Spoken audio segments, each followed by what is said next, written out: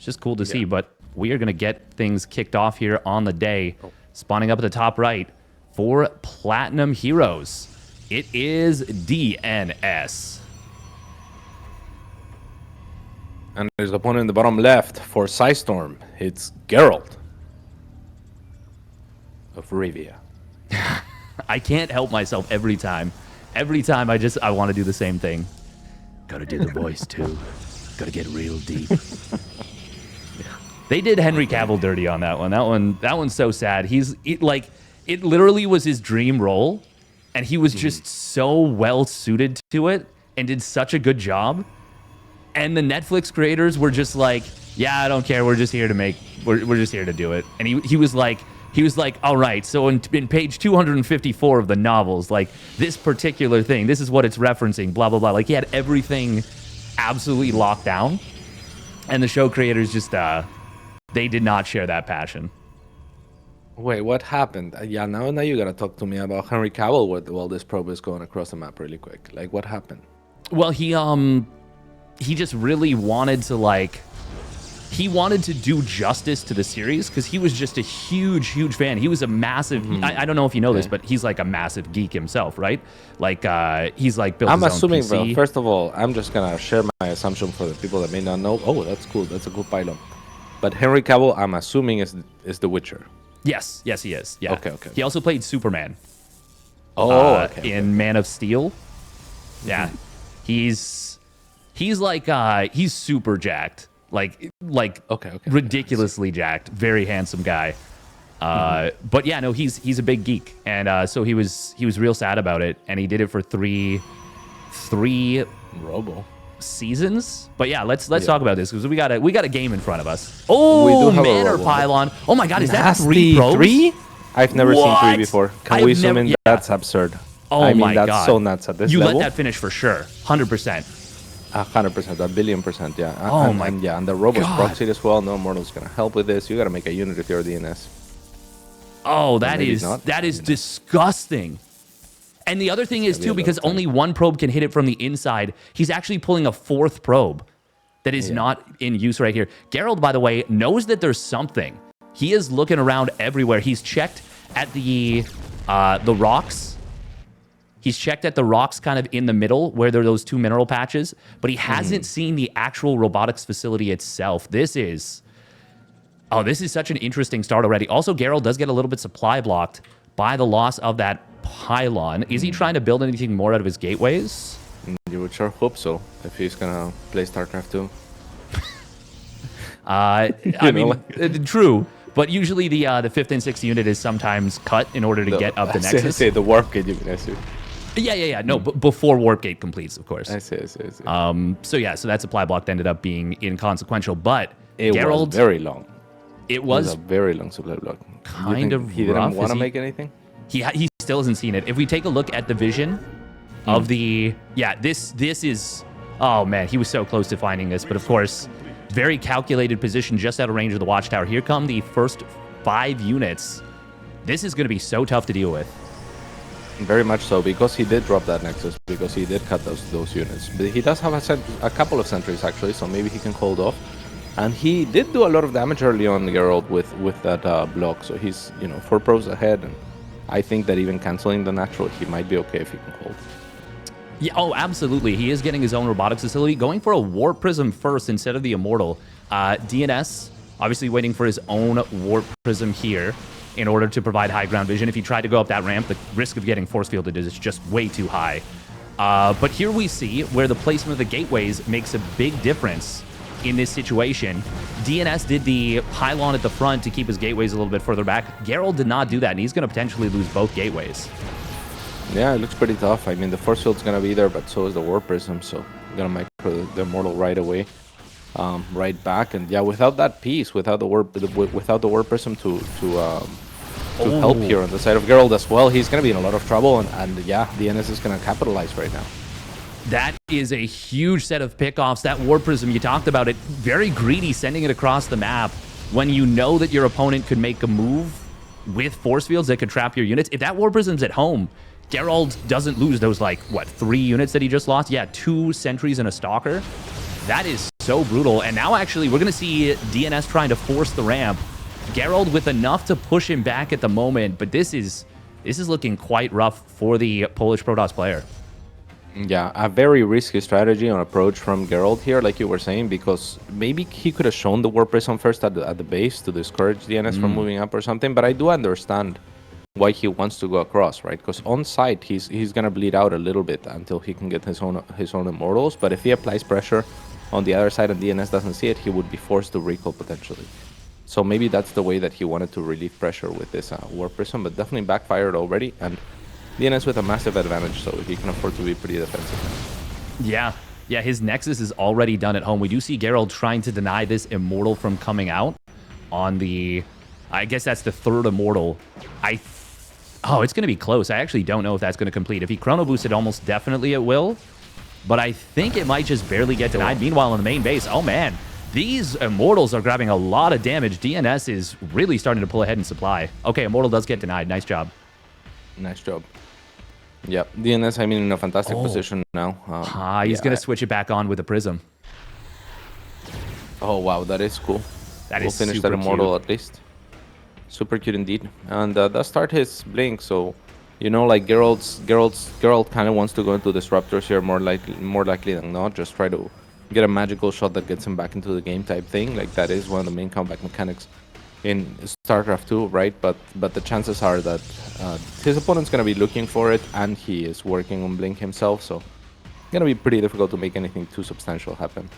Yeah, but if he doesn't get a basically either two good shots or one massive shot, I really don't see how he's going to climb his way back into this game, because, I mean, DnS has that Nexus done.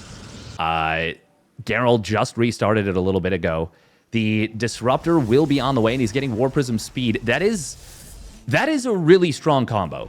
Like, a speed Prism plus Disruptors can really get some work done. But, as you mentioned already, Blink being, well, it's going to be done before the first Disruptor can even get into the Prism, basically.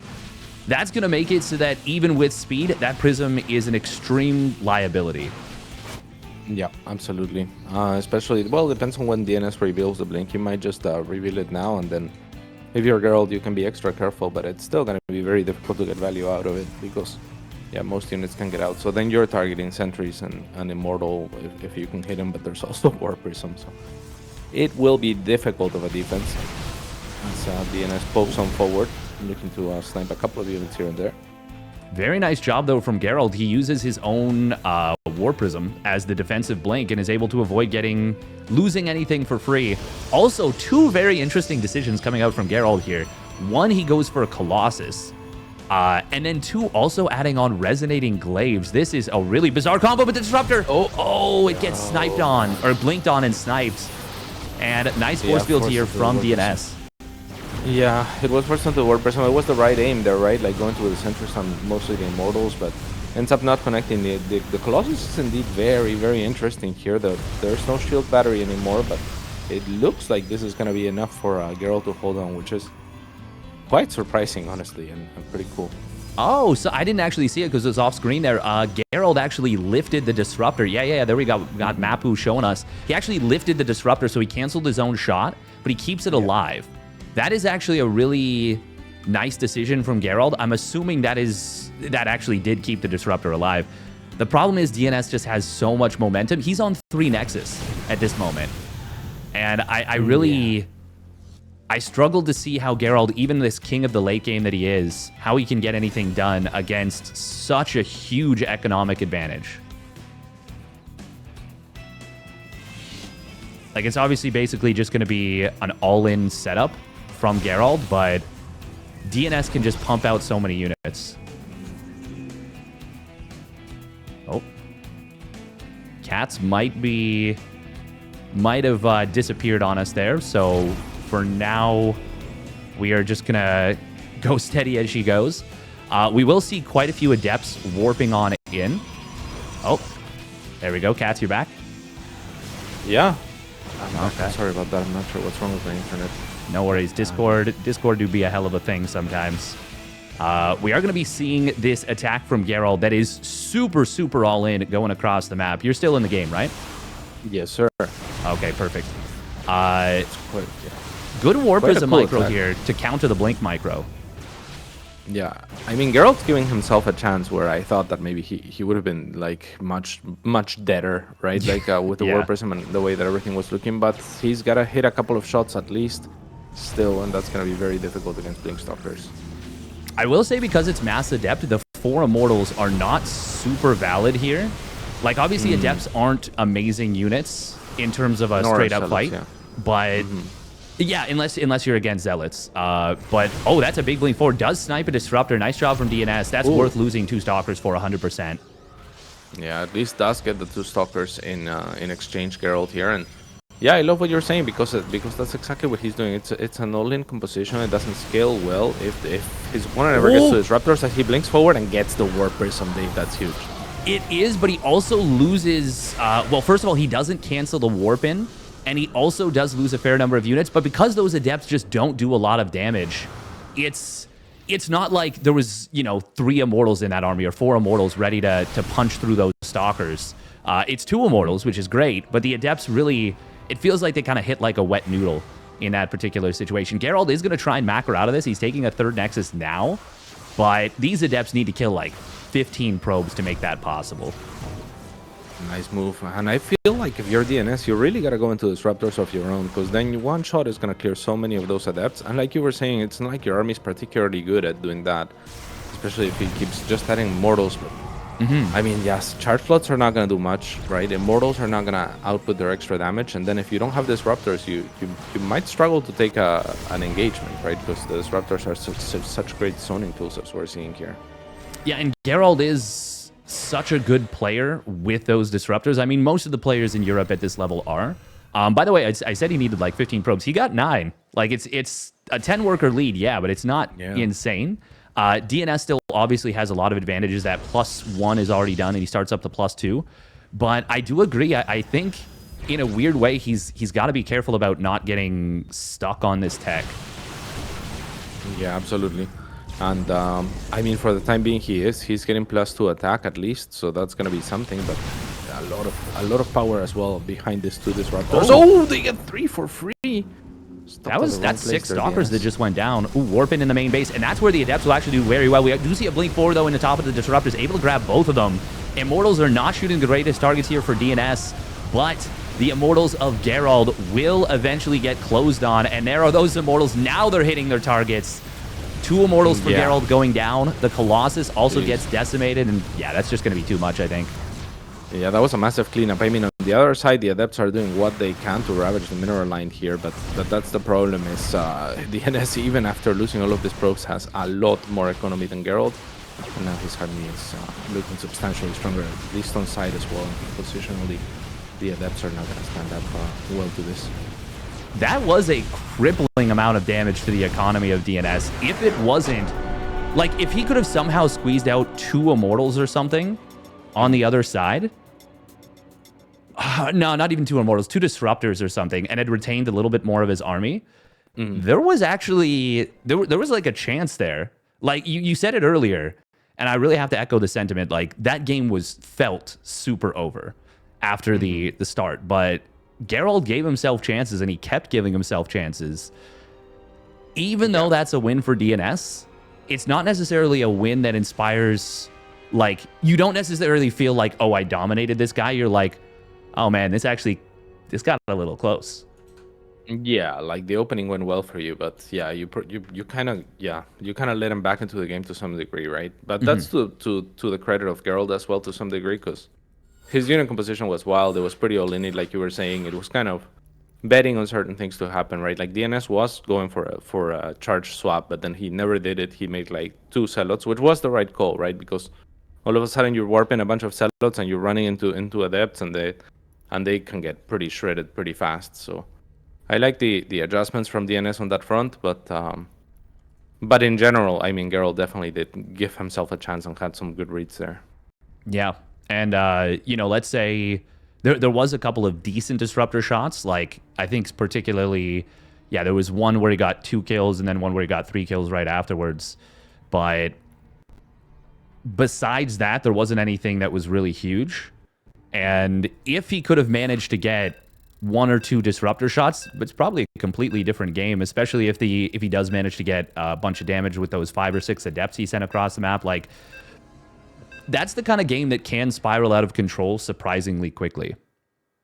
Yeah, completely agreed. So, yeah, luckily for DNS, he retains his advantage this time around, and now we're headed to Ghost River Steadfast. Yes, we are. Who you got your money on? I think I'm actually going... Oh, man, it's like a 50-50 split. I think I want to go Gerald, but I don't know. I'm just excited to see. I think this is a really even match right now. All right, then let's get on to it. As in the top left-hand side of the map, it is for Psystorm, Gerald.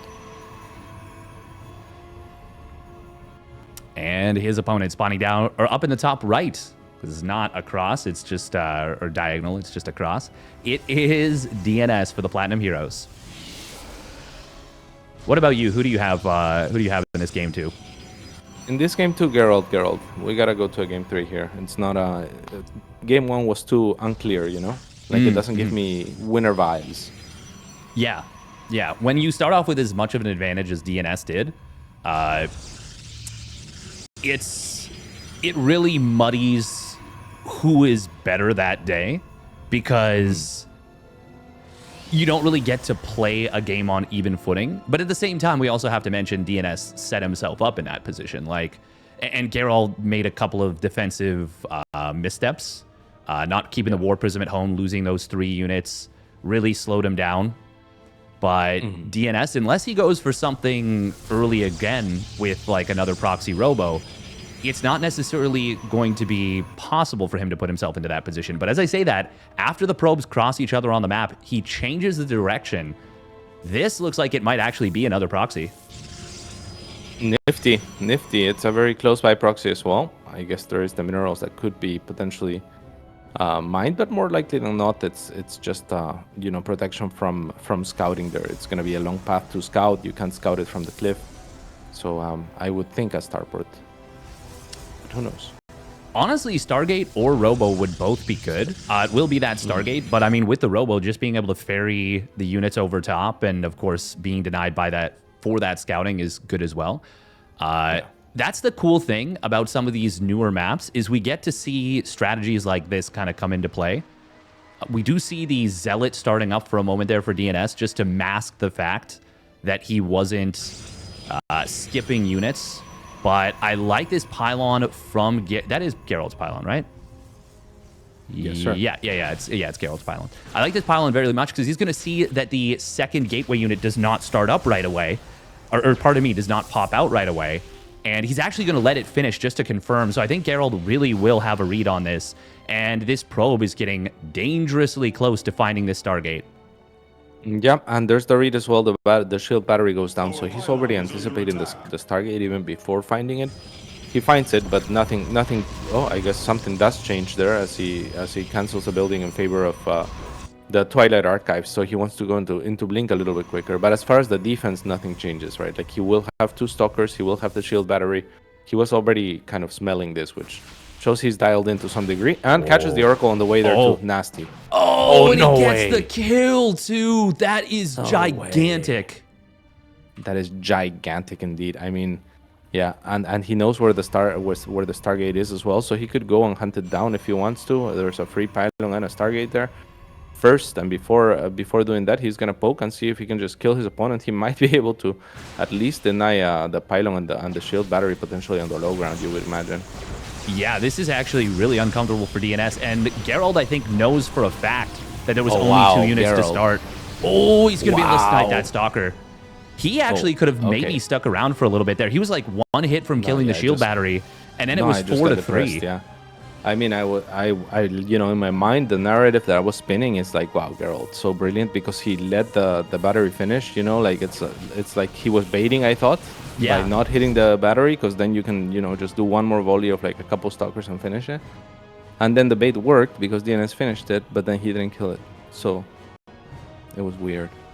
That was legitimately 1, maybe 2 extra stalker shots away from actually almost being game over. Yeah, the shield battery is 13 HP. 1 more stalker shot would have killed it.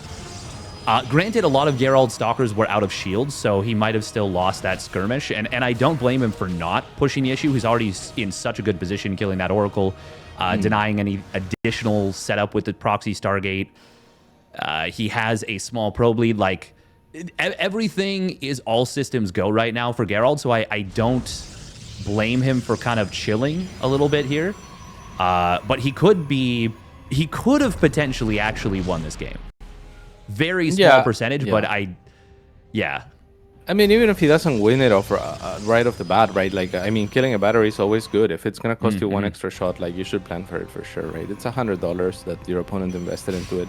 It's also like the fear factor. But here, not going up a ramp doesn't seem like the best idea here for DnS, and yeah, gonna bleed a little bit more. This is tough, man.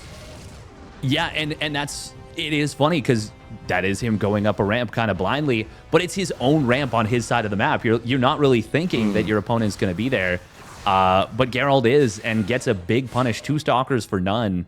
Now we will see these adepts skirmishing in the middle of the map, and DnS getting his first victory, pseudo victory, gets 1 free adept kill. Gerald, oh, looks like he already blinked back. Maybe with that 1 stalker, so he is going to lose at least one stalker, 1 adept. Oh, meanwhile, well, that 1 adept that survived actually is going to grab a little bit of damage. And there's not a battery here, so actually it's going to get 2 probes, maybe 3 if he's lucky. Wow. He might even shade to the natural. Yeah, he does. Nasty. Is there a battery in... Oh, no, he shaded out.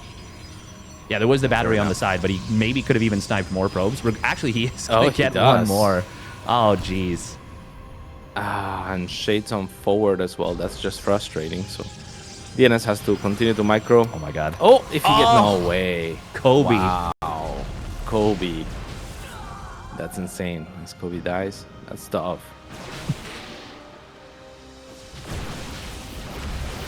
Okay, I'm not sure about this one. I guess Gerald has Blink, so we'll actually snipe an Immortal and get out. Blink on cooldown now. Gotta be careful with the force fields. And DnS not paying enough attention either at the front here, so gonna bleed a few more units maybe than he needed to. 2 desperation adepts crossing the map. Yeah, I think desperation nails it, and they are going to get caught. Gerald did get a cheeky little glance at them, so he's able to take them down. And DnS, I mean, he's trying to play a macro game from this position. I do like the hallucinated Immortal. Maybe that can bluff Gerald away. But if Gerald reads this correctly and recognizes that that's fake, which, yeah, he's got the observer, so he doesn't even necessarily need to make the read, I think he can actually just win the game right here and now, maybe. There is the battery, but yeah, I agree with you. I mean, great force fields to start. I think that's really nice. The second Immortal is out here for DnS, and he is using the skins where the Immortal is very difficult to see, but the Pylon's gonna get sniped. That will empower the 1 battery. Now going after the Immortals is Gerald, looking for a full reset. And then he might just be able to make it happen. I like that blink, right? Isolating that the Immortal's damage, but his Immortal is actually still engaged in the fight. That's gonna be still too much, and Gerald will take game number 2 as we predicted from the get-go before the day started. Yeah, I really like that blink actually. The one at the very end to the left. I feel like the instinct in that situation is to blink on the Immortal, but with where the probes were, with where everything was kind of like bunched up, it could have gotten a little bit spicy if he'd done that. I still think he probably wins that game, but it shows that even at the end, when he was in such a good position, he was still making smart decisions. And like you said, it isolated the Immortal and ended up going 1 for 1, which is perfect for Gerald. Like, that was a very clean and tidy game. And if I'm DnS, now I'm like, crap, I won 1 game with a huge advantage, barely. And then I kind of got blasted in game 2. Granted, you know, it started with the Oracle getting scouted and killed off, but like just about everything that happened was favoring Gerald in that game. Yeah, when you get blasted, you know it, you know? It's like, oh my god, I got blasted. So, yeah, DnS is not going to be feeling too good about it. And Gerald has to be feeling more confident on the flip side. So, for that reason, I predict DnS. Underdog story now. What do you think, Dave? Who's going to do it? That is a good question. I think it's going to be Gerald, to be honest. I that just looked too strong for me, too solid. But all it takes is DNS doing something a little bit tricky and could still make something happen, you know?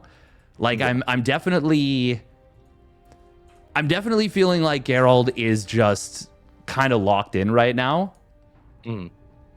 Yeah. I like the way you were framing it earlier, because you were like, let's see who's better on the day, right? And that's what it comes down to a lot with these players who are so closely matched, because everyone fluctuates from, you know, their worst to their best. And in that fluctuation, if there's enough overlap, it really is about who is better on the day. And it does look like Gerald's a little bit sharper so far. But maybe DNS can recognize that, right? And be like, okay, I'm not keeping up at, like, in the one-to-one situations, but maybe strategically I can throw in a wrench. Yeah, that can be that can be a decision. It's definitely possible.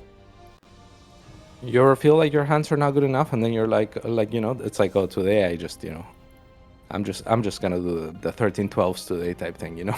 That's most days for me. That's most days. I'm just like, yeah, my hands are just not listening to me.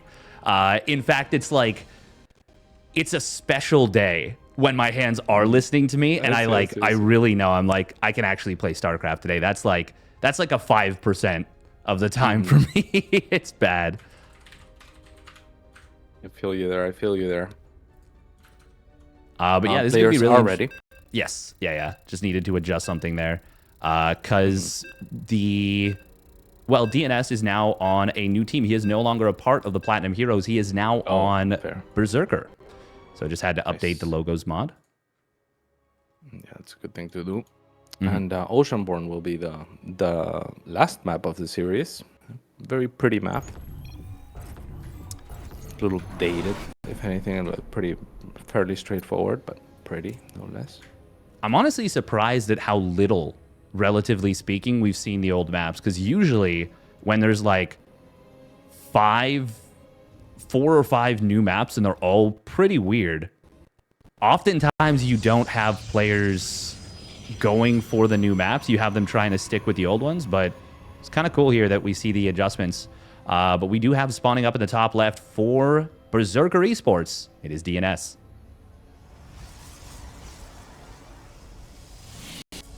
And his opponent for Psystorm, it is Gerald. So wait, really quick, Dave. So why did they do him dirty? Like, I thought the series, I watched The Witcher, the first season. I thought it was good, but then again, I haven't read. I'm not like a Witcher. Like, that's the first that I know of The Witcher. I didn't read the books or play the games, I guess. Yeah, to be fair, I'm actually in the same boat as you. I didn't play the games, I didn't read the books, but my understanding is that they kind of phoned it in with a lot of things that people that were really deep into the lore would have disliked. Like, for example, I know that people were unhappy with the way the armor looked in the first season, I think, for Nilfgaard. I know people were really unhappy with that. I know people were pretty unhappy with how they portrayed some of the interactions. To be honest, I'm not an expert on it, so I'm actually kind of in a similar boat. But I know that I remember like reading quite a few articles being like, Henry Cavill is unhappy with, you know, how it's been treated, how the source material was set up. There's a lot of things about it that I think he just, like, for me, like, I was pretty big into Game of Thrones, but there was a lot of small differences that got changed.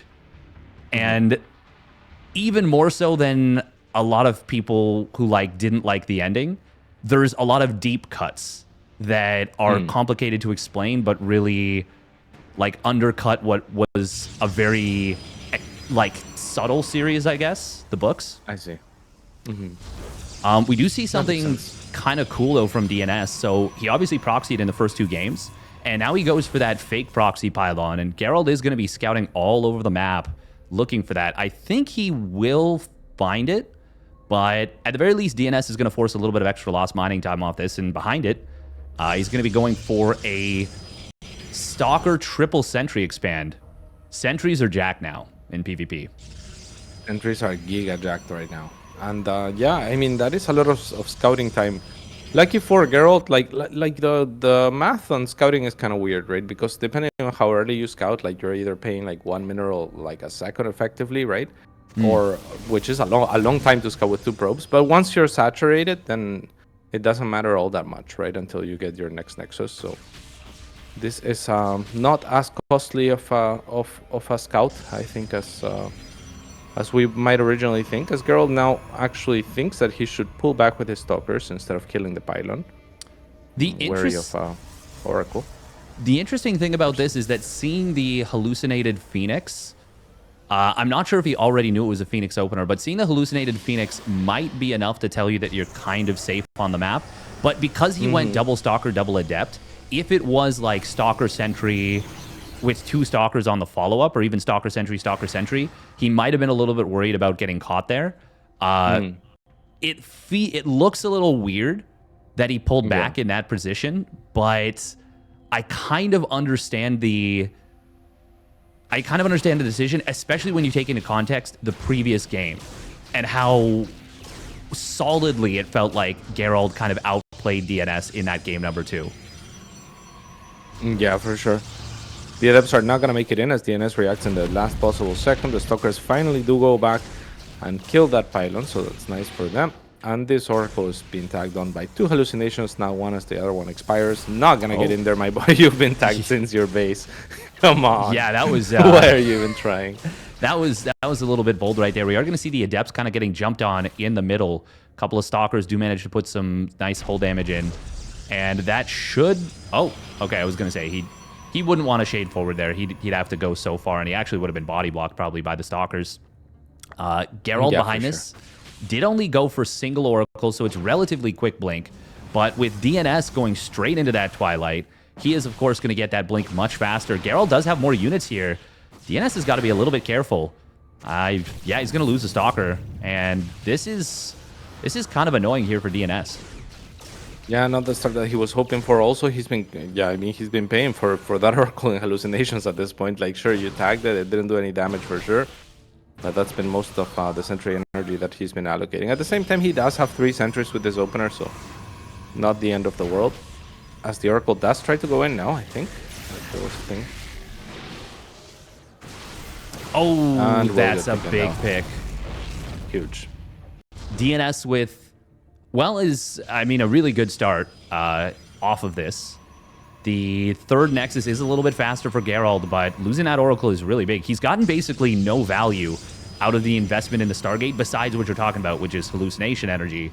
Which is not much, yeah. No, like, it's not much. Back then, it's like, that's all your sentry energy. But now it's like, you have 3 sentries, so really, not all that much, not all that much to speak of for the investment there on the Stargate.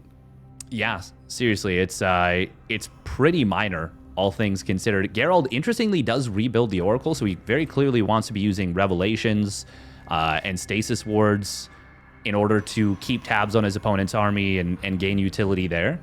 But I do like this position for DNS pretty well in this game.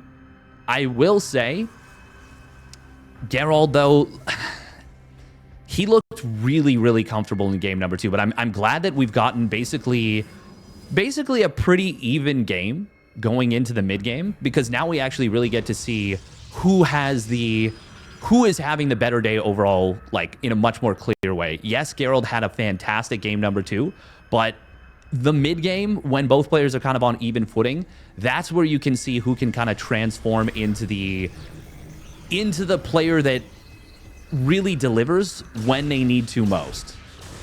Yeah, for sure. And DNS has kind of activated in that sense, right? Like the tracking of the Oracle was kind of flawless, and yeah, it's been good so far. So now he's also taking a faster 4th as well. So things are looking decent as far as like the upgrades and whatnot. Matched up pretty well, right? He's gonna be lagging behind DNS by a few seconds in the +1, and maybe Gerald can make something happen with this, but I wouldn't think so, right? Similar numbers, like sentry energy as well in the favor of DNS. This could be bad for Gerald. Yeah, he could definitely get caught pretty hard here. He does manage to blink out reasonably quickly, but that's still going to be 2 Stalkers very fast on the kill. And DNS already has a small Stalker lead. Now it's 7 Stalkers. That's not that small. Gerald is adding on, well, he's at least added on one Immortal to kind of stiffen his composition to make it a little bit stronger, but he's also going into charge lots a little bit faster. Obviously, Zealot Stalker in this matchup is extremely strong on these bigger maps as you get into, you know, your 3, your 4, your 5 base setup, just because Zealots do so much more DPS than Stalkers, and unless you're microing against them actively, it is really difficult to be cost efficient against them defensively. Yeah, for sure. And the wider the areas, the more surface area they have to work with as well. So once you get to the 4th, the 5th, then they can really all output their damage. Whereas in chokes, you know, you might have like, you know, in this choke, for example, you might have like 5 Zealots shooting. If you have 10, then you're wasting half of your DPS. So the open areas are really, really nice as well. And yeah, I mean, these chokes are very valuable for DNS for this reason. Yeah. Now on the other side of that, we do have DNS, who's also finished up his charge, even though he's focusing more on the Stalkers in the main composition. He does have the ability to warp in a bunch of Zealots on the other side of the map if he feels like he can. Nice revelation, by the way, able to pick off that one Observer. Good job from Gerald there. We are going to see the Stalkers able to blink it on top of the War Prism, but the SimCity working against Gerald a little bit, and that's actually going to force a recall. Oh, and on the other side of the map, the Oracle... No, that was the War Prism. War Prism went down. Oracle is still alive, but the War Prism falls, and that's a pretty nice pick-off. Meanwhile, a Phoenix to try and clean up that Prism. That's very interesting. That is very, very cool indeed. Not a decision that we see every day. And on the other side, DNS actually avoided the traps from Gerald to slow him down and made a pathway towards the 4th of Gerald now, and might be able to contest on this low ground. It has to be pretty careful. It is still a very open, wow, a wide area. I can't believe he blinked, but I guess he has force field energy for mitigating for a load of the Zealots. All of the Zealots actually get trapped behind the ramp, and now DNS is taking an insanely good engage. That was so well done from DNS. He was ultra decisive there, hitting just before his opponent's +2 weapons kicked in, and now the Zealots kind of isolated. They are going to get taken down pretty quickly by these Stalkers. Gerald is desperately trying to clean this up, but as DNS's Zealots show up, this is really looking nice here for DNS. Gerald is trying to also go into Disruptors. Got caught a little bit on the transition here. Oh, that Stasis Ward could be big. It's a huge one. Oh, it is. Oh, both of them. Yeah. I mean, luckily for DNS, they're timed close enough together that he might be able to, you know, like to make sure a fight happens as he picks off an Immortal. And I mean, this is like half of his army, and it doesn't matter. He's just way far ahead now, it feels. Yeah, that was such a decisive move from DNS. Gerald had no shield batteries at that 4th base. He had already used the recall, so he couldn't recall the Zealots over there. DNS just ultra decisive, and that might very well be enough for him to just take this series. We're going to see Gerald trying to defend his 4th. He knows he has to.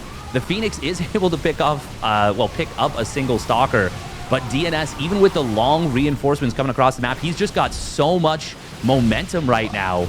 And Gerald, he is going to have to give up this base now, losing even a couple of probes on the way out. But Gerald is now so far behind. DNS on 5 bases to 3. Gerald is going to need these Disruptors to do miracles for him to have a chance in this game.